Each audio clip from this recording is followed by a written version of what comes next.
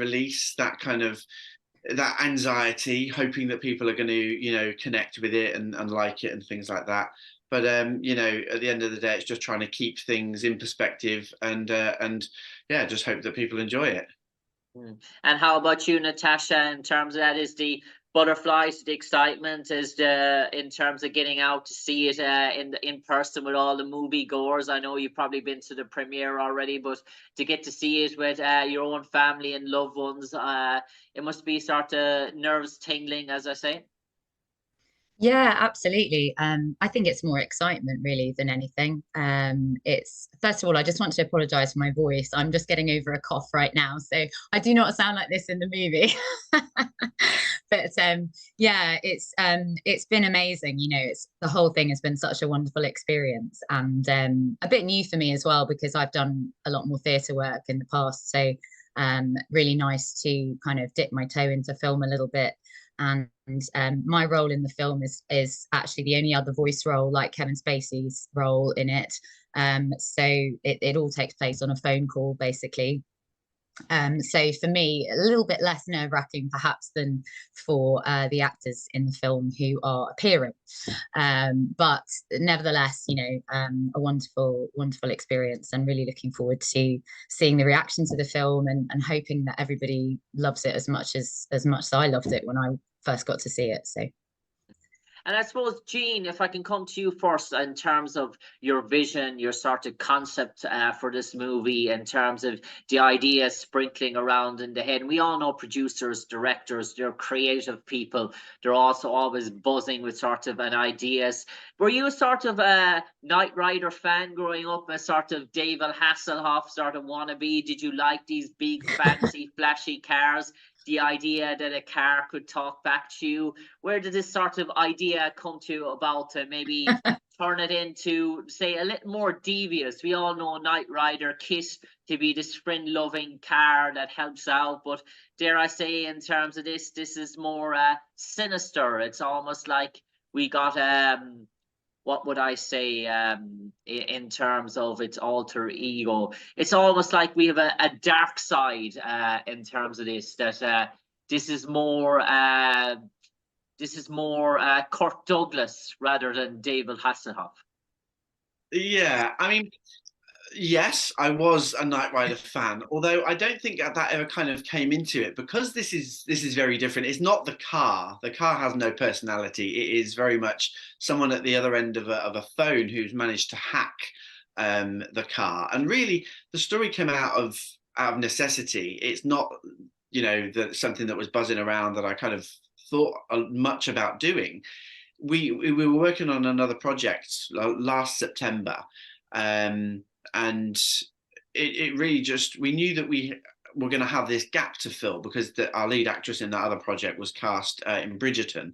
So we knew we had from September until May just gone, where we could have taken the winter off and, kicked about, had a vacation, which I wish I'd done, or do something creative just to keep things going. And that's really where it came from. We knew we had this short amount of time.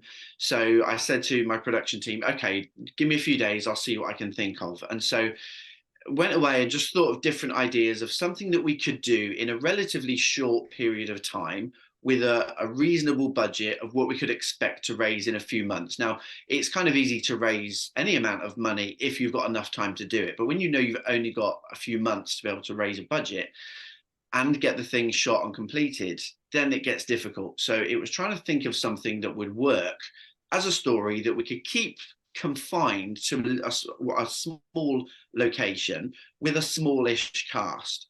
And so that was really all I had in my head. I need to meet those parameters.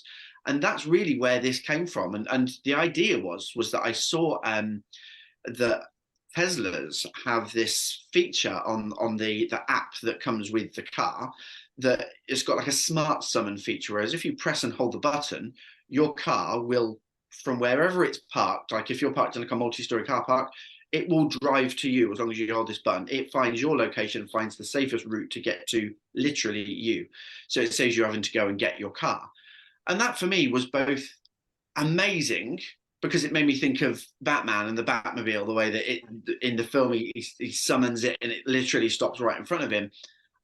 So it was exciting for that reason, but also terrifying because, and really the idea, I'd love to say it was this big sprawling idea that I had, but it wasn't. It was that I saw that and then thought, well, we know that phones can relatively easily be hacked. You know, there are lots of examples of phones being hacked. So if you could hack someone's phone, could you hack that app that controls the car? And, you know, that's really where it sprang from. The idea that someone has hacked into her phone to hack her car, that the lead character in the film is the Home Secretary, the character. It's her car. And could someone hack it and take control of the car while she's in it? And that's really where it came from. It sounds long and elaborate, but actually it was about a 5-second period where I thought, oh, that could make a good story. Didn't know at the time it was going to become this. You know, it was a case of getting it down on paper, fleshing out a script. And it was as I was doing that that I thought about Kevin Spacey, because we'd spoken to him previously about another project. And I thought he would be great for the voice, because the role is quite similar in a few ways to Kiefer Sutherland's role in Phone Booth. And so I thought Kevin Spacey's got a very, very distinctive voice. And I thought, you know, if we could get him involved in this as a voice role, we might be able to keep it, you know, within the realms of the budget that we've got.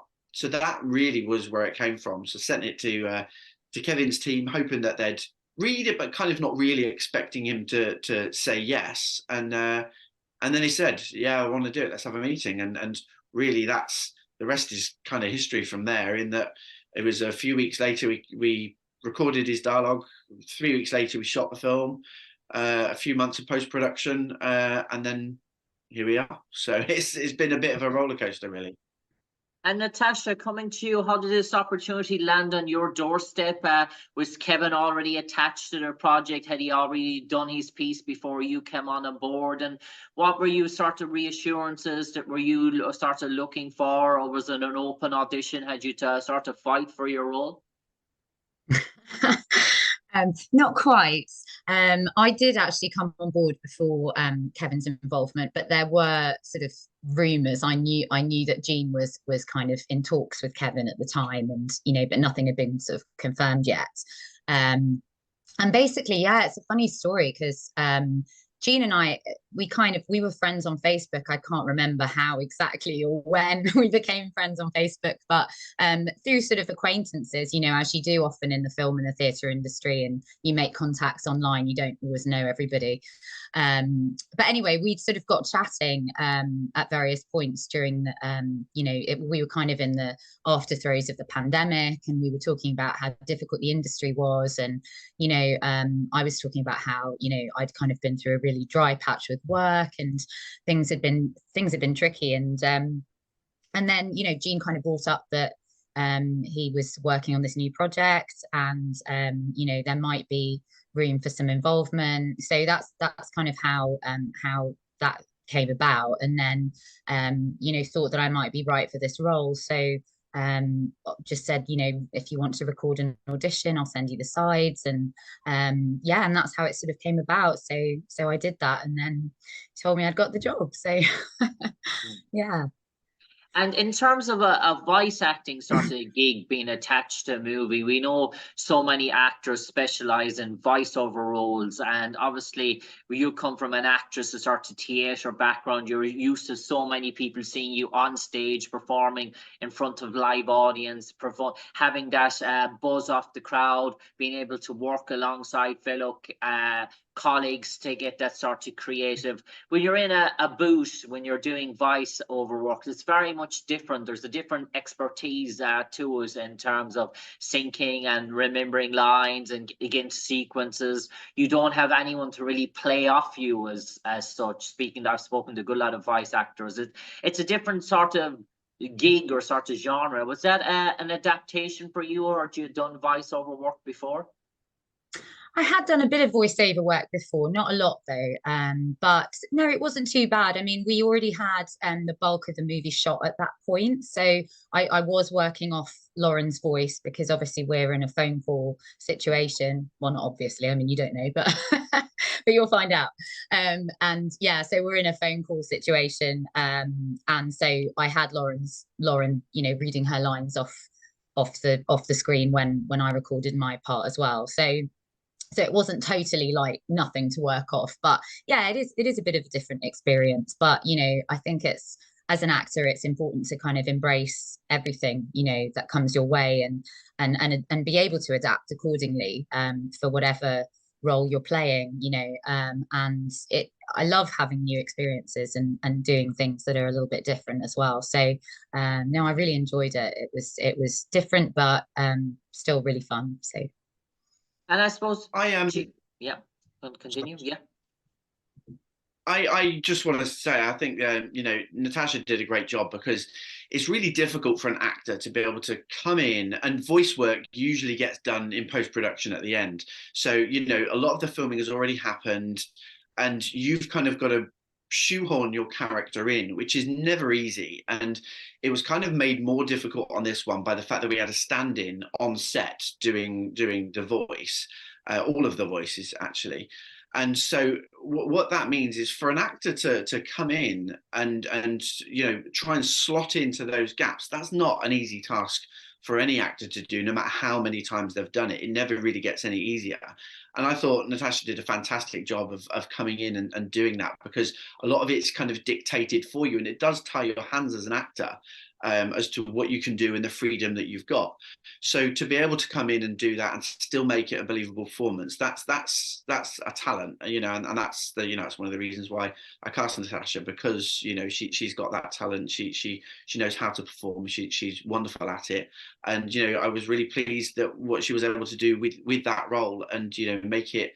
It's a pivotal character in the film, because it's one that we don't know a lot about, but we kind of know about her. So then when we are introduced to her, through this phone call, it's a moment that kind of tugs at your emotions, really. And as I say, that's a difficult task for any actor to do, in that situation. And I suppose. Oh, thanks, Gene.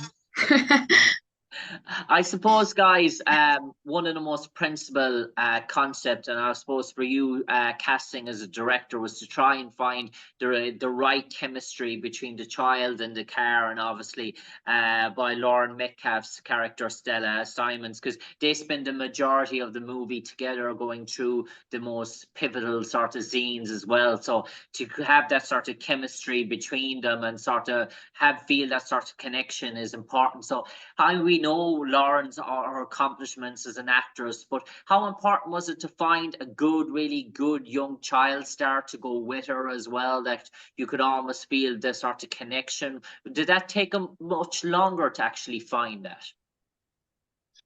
I was actually quite lucky in that I've worked with children before, and the old adage of never work with children or animals. Animals I'm fine with, but children can often be difficult, and not necessarily the children. It's usually actually their parents, which can be really quite problematic, because they tend to be quite possessive, and they not always, but often the case is that the parents of children in those situations kind of don't give their children enough credit. So they feel if someone tells them something, they need to kind of translate it into terms that they understand. Whereas actually, I found they actually understand it pretty well anyway. They don't need told twice. But that can be the most difficult part, is having a parent that's good on set. And so when it came to finding the right person for this, I said to Lauren, is there anyone that that might be good for this? Because she's got children herself, and she's in the very kind of theatrical circles. So I said, is there anyone that you know? Thankfully, there was a few options, and she presented me with one. Era Farrell, her name is. She's just been in this, and she's just had a role in the new Barbie film as well. She is unbelievable. As a child actor, she's incredible, and she brought everything I wanted to it and more. She took direction so well in the way that not many children do. She was fantastic. But I've got to say, her mum on set was brilliant, because she just said, do whatever you need to do. She was there, but she knew that the Era was in good hands. And so it meant that I could talk to Era one-on-one and actually have discussions about the character, about the role and things like that. And it just made the whole process so much easier. So it's kind of changed my opinion. I would absolutely work with children and animals again, especially if it's Era. Yeah, wasn't she delightful? Just such a sweetheart. On that sort of good note, Natasha, in terms of obviously doing those sort of lines and the sequences on the phone, you're probably eager to see some of the action up close. And when you got to see with your eyes for the sort of the first time in terms of the finished concept, the product, in terms of the stunts, the in-car scenes, were you taken back a bit at first? Because obviously you're projecting this audio, you don't have the luxury of what some of the other actors have in terms of seeing the scenes being shot up close in the Cumberwell studios. Were you sort of taken back? Was there a bit of excitement, dare I say, watching and what played out? Yeah, definitely. It was just, I think the word I would use is surreal. Yeah, it was strange, but in a good way, Yeah, I really enjoyed it and was pleased, with the end result. I think I couldn't have wanted more. And just seeing the way that all aspects of the production came together as well. Just really made it, and having the music as well, which is another key element, of course, to add to the mood of the scene. Yeah, all of it was brilliant, and it was a highlight as well having the composer fly all the way over from Australia for the premiere, and to have him there and to also have him say that he actually changed some of what he was doing with the music after he heard my lines that I'd read it. That was quite a moment for me. I was kind of like, wow, I affected something the composer did. That was pretty cool. So yeah, it was brilliant. Loved it. Really loved it. And I suppose, Gene, we know every movie, a director, producer has a beginning and a middle and an end. And I know you're not going to give away the middle and the end, obviously, with the movie coming out this weekend. But can we talk a bit about the beginning of the movie in terms of that political landscape that we start off with, that sort of that shapes the sort of movie? Was that always in the conscious to make it sort of London, make it feel that homery sort of a feel, to make it have that political backdrop in terms of the Prime Minister, to start at that field, to start in that sort of, dare I say, grounding and sort of work our way through then the different layers? Yeah, I guess so. I mean, really the subplot revolves around the fact that the Home Secretary is having this affair with the Prime Minister, and you know, in a world where scandals are, there's always some kind of scandal going on and things like that. And I think that it raised the stakes a little bit. And if you're going to go with some kind of political aspect, you may as well go for the top. So, that's why I thought, well, we'll go Prime Minister and Home Secretary, two roles that are often, interlinked, interweaved, as part of their roles. I just thought, if you've got a younger Prime Minister, a younger, kind of good looking Prime Minister, and a Home Secretary of similar age, if they're of similar minds, I think it's conceivable that they could end up in that kind of situation. And really, it was just trying to find a reason for the guy who takes control of the car. He needed a reason to do that. So really, that's where that kind of came from, and kind of interweaving those two storylines.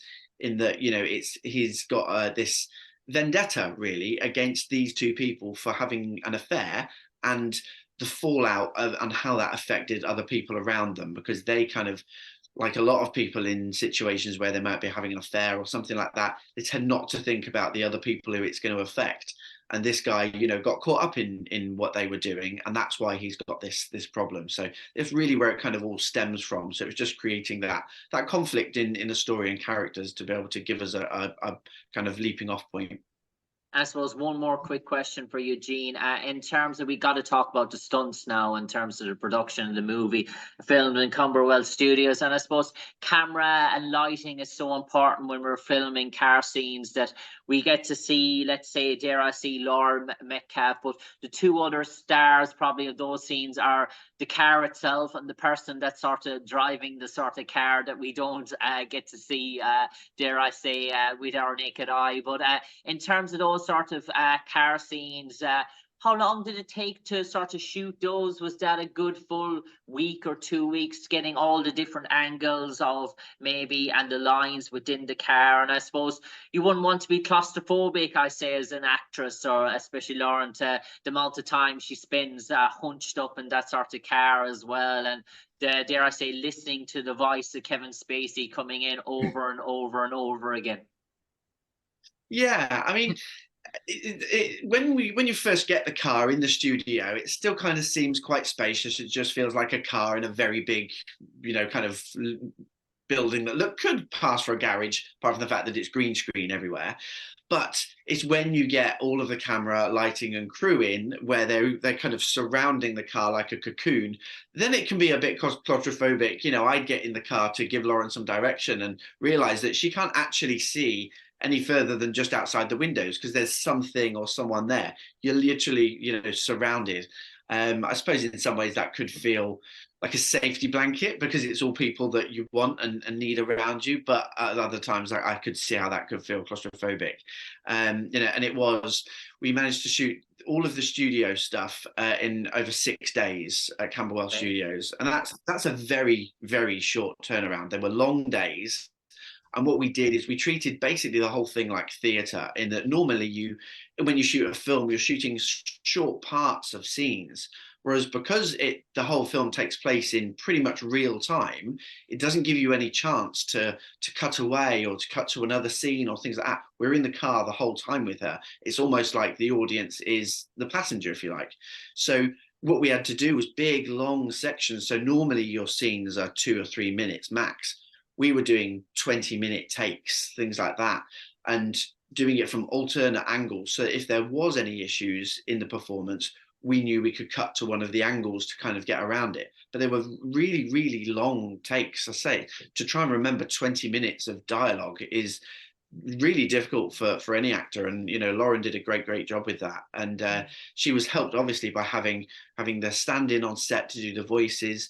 Natasha came down to set a couple of times as well. So there was all that kind of input from everyone else to really make sure that she could give the best performance. And that was my job, just to give her all those tools to make sure that she could give the best. I suppose before we come to the closer now, in terms of this sort of interview, Natasha, just a sort of quick one, in terms of the premiere, in terms of getting to see all the cast and sort of revel in the sort of the release of Control. Dare I say, is it an excitement? Is it their accomplishment? Is there nothing that sort of beats premiere night, in terms of, obviously, with everything that has gone on in the world and the industry in the past 2 years, being an actress, from every sort of hurdle that you have to, dare I say, leap, jump, and even climb mountains? That is what it's been for people in the industry for the last 2 years. It's great to have that bit of excitement, especially coming up towards Christmas as well, to be able to sort of revel in some good news for being an actor, an actress, or a director at once. So with all the bad news in the last year or two, to have some good news for a change. Absolutely, yeah, it's been brilliant. It's just been like a ray of light really this year, at various times, because we had the table read about this time last year, which is crazy when you think about the turnaround for a feature film, to now have it about to be released in cinemas, and that's all credit to Gene and his team. They've done an amazing job in such a short space of time. But yeah, it's been crazy really, and we've had various marker points throughout the year, where we've had kind of the shoot and then the wrap party, and then I had to record my bit, and then the premiere coming up, and it's just been a really nice sort of little thing going on in the background. Well, for me in the background, not so much in the background for Gene. But yeah, a nice little thing going on in the background for me as an actor throughout 2023, really, which has been lovely. And, you know, culminating in the cinematic release, which is just, I mean, that in itself is just mad as an actor. You never think that you're gonna be in something that is showing, you know, in UK wide cinemas or and indeed, you know, in other countries as well. So yeah, a bit of a surreal, just totally unique experience, really. So yeah, like I say, I've done a lot of theatre, musical theatre, and normal theatre, and so it's just all very a new experience for me, really. Okay, guys, I'm going to turn it over to both of you now for the final 30 seconds or so. I'll come to you, sort of Gene, first, and you might enlighten all our audience why they should go out on December the 15th to their movies, where it's showing their latest, wherever the cinema screen, to watch Control. Obviously, your own baby, your own child, dare I say. And what's in store for them, Gene? And then afterwards, coming to you, Natasha, the same story in terms of why should people go out on December the 15th to cinema, get their popcorn, their Pepsi, slide down that recliner seat, put the feet up and watch Control, and what's in store for them. Coming to you, Gene, first. I just like to think that they can get away for an hour and 25 minutes from whatever people have got in their lives just to watch something. You know, it's not a film that is difficult to watch. You know, you can just kind of take it in for what it is, and as I say, hopefully just enjoy it as a story, and yeah, hopefully just have a good time. I hope people like it. Okay. On that note, coming to you, Natasha, to finish us out. So, why, in your opinion, should people go out on December the 15th, watch Control, and what's in store for them? Well, I think if they want to watch the trailer, first of all, go and watch the trailer, because that's going to tell you even more why you need to go and see it. Because it's action packed, it's pacey, it's exciting. You know, you've got so much happening, and it's Kevin Spacey's big comeback movie. You know, I mean, what a voice, what a career. No matter what anybody thinks, you know, everybody has their own opinions. He is one of the greatest actors of our generation, you know, or of his generation, I should say. So I just think from, you know, from that point of view alone, that's reason enough. But then you put in all the production aspects, you know, and I think you've got a really great movie. So come and see it. You won't regret it. It's brilliant. On that note, all that's left to say is to thank our two guests this evening, Gene Fallaize, the director, the producer of Control, and one of the main stars of the female cast of Control, the movie as well, Natasha Kemball, for joining us this evening. Control out nationwide here in Ireland, December the 15th. Do go out, do grab it, do catch it, do see Kevin Spacey, do see Laura Metcalf, and dare I say, do watch a good suspense thriller for the Christmas. But all that's left for me to say is, from me, Jim Conlan, to you, Gene Fallaize, to you, Natasha Kemball, stay safe, take care, and God bless, guys. Thank you. Thank you. Take care. Thanks.